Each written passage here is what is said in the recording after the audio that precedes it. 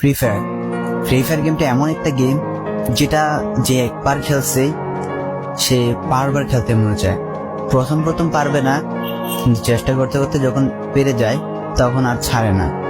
আর এই গেমটা যারা একবার খেলছে, যার মনে একবার জায়গা করে নিয়েছে, সে কখনোই গেমটা বলতে পারবে না।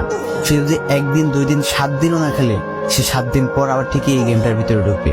কারণ এই গেমটা কখনো কাউকে কষ্ট দেয় না। এই গেমটা সবসময় সবাইকে আনন্দ রাখে। এই গেমটাতে আমি অনেক সময় কাটাইছি, আর এটা আমি কখনো বলতে পারবো না। এই গেমটা আমার কাছে এমন একটা গেম যেটা কিনা আমি বলে বোঝাতে পারবো না।